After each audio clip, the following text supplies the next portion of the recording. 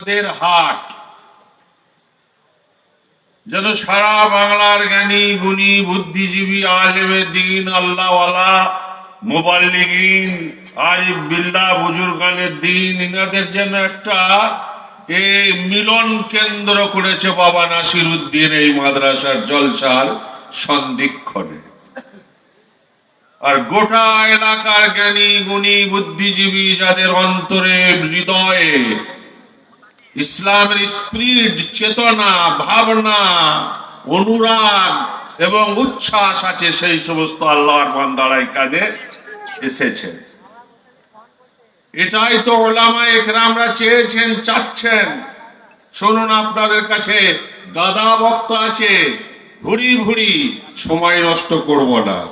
আমি একবারে যাকে বলা হয় বর্তমান আগামী দিন আপনার প্রজন্ম রক্ষার জন্য যা কিছু একেবারে প্রপার অ্যাপ্রোচ করে গেছেন, সঠিক কথা বলে গেছেন আমাদের মুরব্বীরা, তাদের রেশ ধরে একটা কথা আপনাদেরকে বলছি, শুনুন।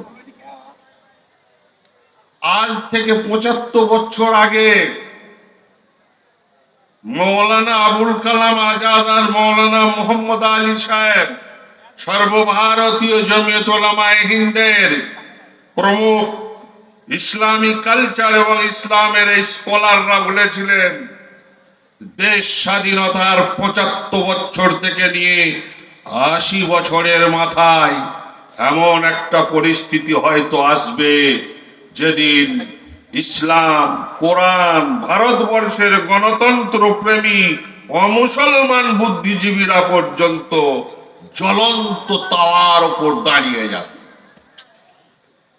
এই টুপিওয়ালারা বলেছিলেন, তাকে অ্যাকসেপ্ট করেছিলেন, গ্রহণ করেছিলেন তখনকার প্রধানমন্ত্রী ভূতপূর্ব জওহরলাল নেহরু। উনি বলেছিলেন, এই ডেমোক্রেসি, এই ভারতবর্ষ, এখানকার গণতন্ত্র এবং সংবিধান, আমাদেরই ভিতরে এমন কতকগুলো ওই রকম জারজ এবং অদূরদর্শী সম্পূর্ণ মানুষ, তারা আজ গভীর মতো উঠবে, তারপর আমাদের এই সুন্দর গণতন্ত্রেতে আগাছা ভরিয়ে দিয়ে তারা সব লন্ডভন্ড করে দেবে। আজকের সেই দিনের প্রতিধ্বনি সম্মানিত মন্ত্রীর মুখে শুনলাম। নাম্বার ২,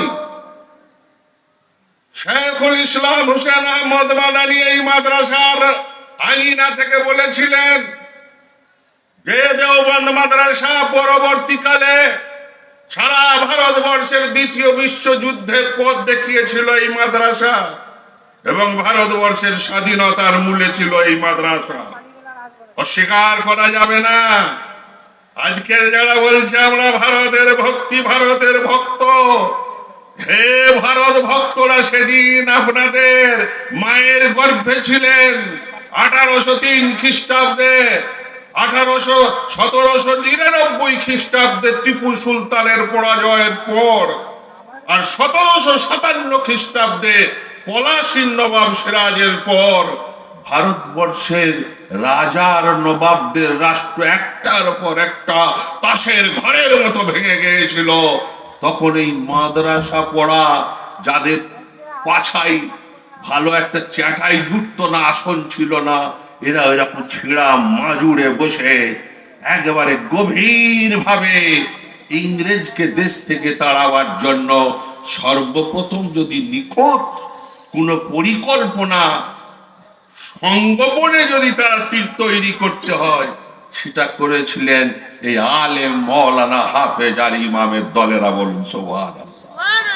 অস্বীকার করার নাই বন্ধু, ইতিহাসকে পাশ কাটাতে পারেন না, বিশ্বাসঘাতকতা করা হবে। আর আমরা মাদ্রাসাওয়ালারা, আমি সময় বাড়াতে চাচ্ছি না, আমরা সেই মাদ্রাসাওয়ালারা যারা আমরা এই ভারতবর্ষের অস্তিত্ব এবং বিদেশি আগ্রাসনের হাত থেকে রক্ষা করার জন্য গরু ছাগলের মতো কসাইখানায় আমরা আমাদের জীবনের আত্মবলিদান দিয়েছি। আজ তাদেরকে নিয়ে যদি তোমরা রাজনীতির যাতা করে নিষ্পেষিত করো, এর থেকে বেঈমানি আর এর থেকে কপট,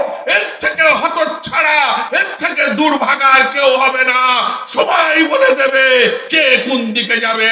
তাই আজকে সেই ওলামায়ে হাক্কানি রাব্বানি তৈরি করার এই সমস্ত কারখানাগুলো জেনে রেখে দেন, মুসলমানের কল্যাণ নয়, সারা গোটা ভারতবাসীর কল্যাণ।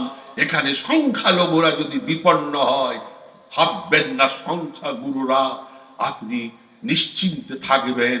বাজারে আগুন লাগলে গোটা বাজার একেবারে সেই শোল থেকে শোলাঙ্গারি আর চুনো থেকে ডালকে পুঁটি, আগুন লাগলে আগুন কাউরির প্রতি সুবিচার করবে না। সে নির্দয়, সে নির্দয়, নির্দয় হবে। বাজারে আগুন লাগলে কেউ রুই কাতলা চুনো পুঁটি আত্মরক্ষা করতে সবাই অপারগ হয়ে যাবে। বাঁচতে চাইলে ছোট বড় নির্ধন ধনী কাঙাল জাতি ধর্ম বর্ণ নির্বিশেষে আসুন। ইংরেজের কাছ থেকে যেমন দেশ উদ্ধার করেছি, আজ যারা সংবিধানকে লুণ্ঠন করছে, ওই ডাকাতের হাত থেকে সংবিধান রক্ষা করার জন্য মাজায় কোমর বেঁধে আমাদের শুভবুদ্ধি সম্পূর্ণ জাতি ধর্ম বর্ণ নির্বিশেষে আমাদের ঝাঁপিয়ে পড়তে হবে। এই আহ্বান দিয়ে গেলাম জমিয়তের পক্ষ থেকে।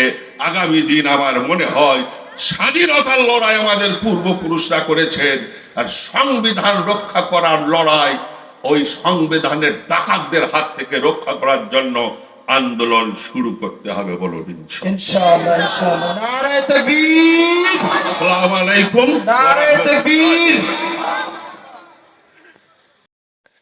ভিডিওটি একটি শেয়ার করে চ্যানেলটিকে সাবস্ক্রাইব করে দিন।